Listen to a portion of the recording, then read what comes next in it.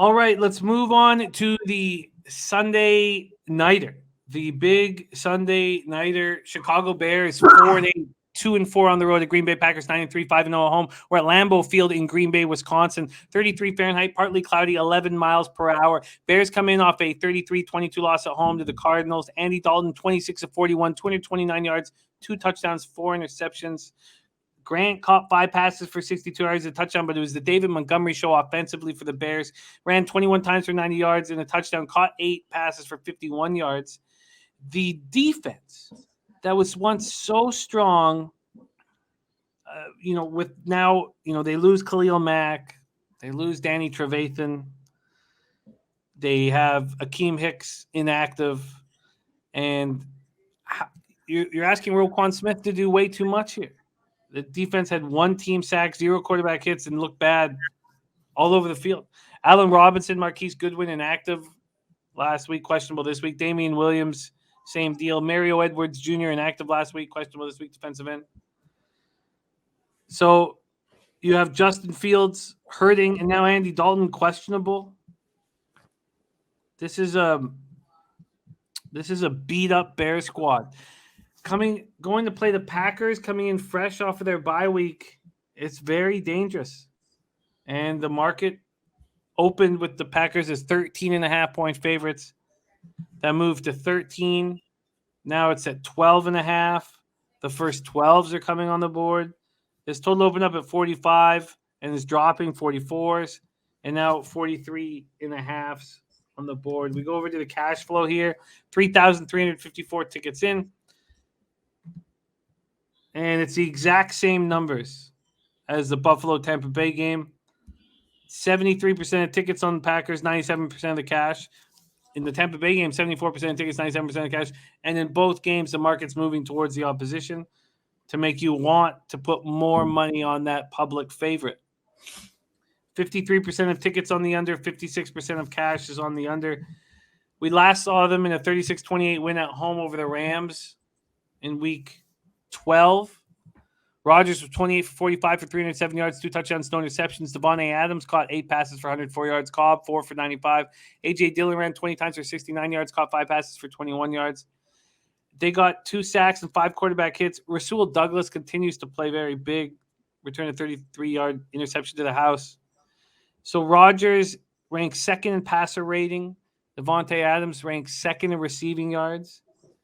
It's been a very different season from the last two because they've got nothing from Dave Bakhtiari, who's an all-pro last year. He's played 0 games. Jair Alexander has not played the last 8 games. Zadarius Smith hasn't played since the opener because of back surgery. And there's hope that all 3 will come back. Now, not for this game. Robert Tonyan has been very good. Elgin Jenkins replaced Bakhtiari, and both those guys are out for the season with knee injuries. They just keep doing it. Who's doing? Rashawn Gary, A.J. Dillon. Rashawn Gary, 12 pick, 29 draft. A.J. Dillon. Devondre Campbell. We've already mentioned Rasul Douglas, who was picked off the Arizona's practice squad. This defense is so much better than we expected it to. They've been getting all these injuries, and they keep rolling. Alex Ramirez says Packers blowout. Nuke Worker, thank you for rolling with us. Good luck in the morning at Darlington Nuclear, my man. And Alex Ramirez says Packers blowout, Packers cover. Take it away, Bebsie, Bears, Packers. I want to double up and take first half full game on the Pack here, but it has been so horrible for me all year long. So I'm going to take the Packers in the first half. And I think they'll probably smash here. I'm going to look heavily at props in this one. I'm going to look at Dylan's props. I'm going to look at Aaron Rodgers' rush props. Aaron loves to kick the shit out of the Bears. And the injuries to the Bears, the hatred for their head coach. We talked about this earlier in the show. This is the time of year where, the teams that are done and we know aren't good continue to play poorly. And teams like the Green Bay Packers, just what does phi mean, Dennis Trusty? That's phi fair, Bebsy? That means he's drunk. Yeah, I know he's drunk, but I just want clarification on that. Yeah, I disagree, Bertie. I get why you would think that, and you might be right, but I can't bet against the Packers here. The Bears just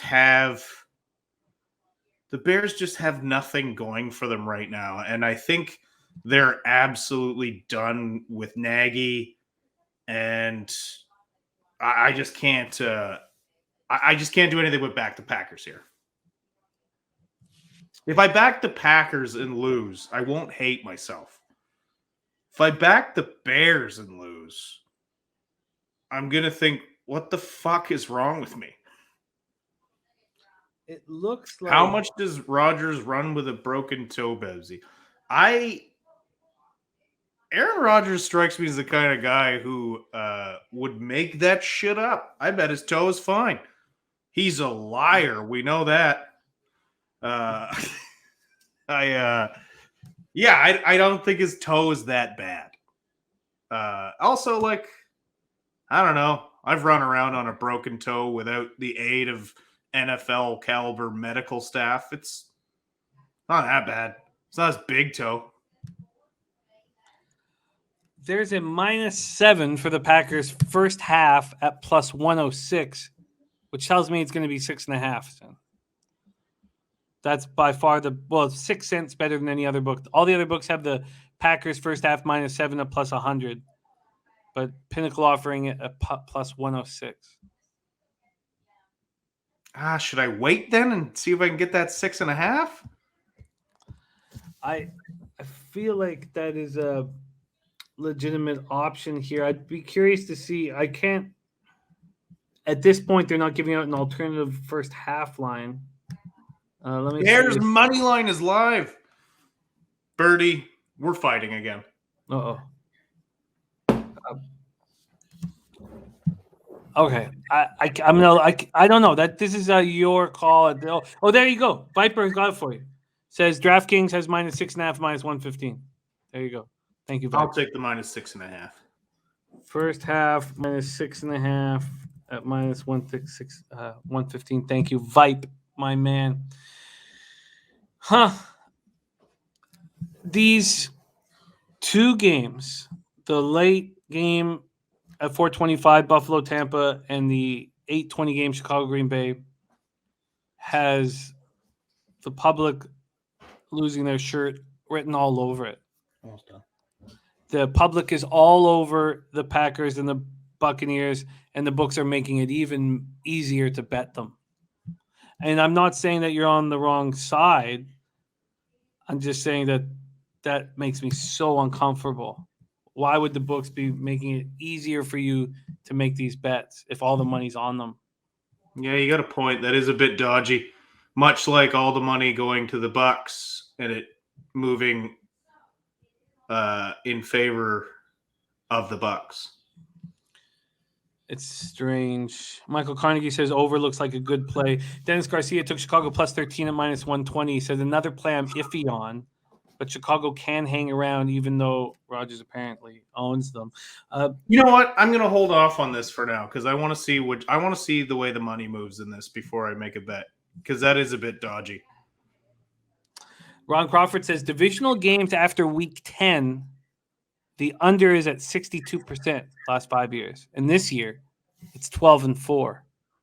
God, that's just beautiful stuff from our Ron Crawford. What a great stat.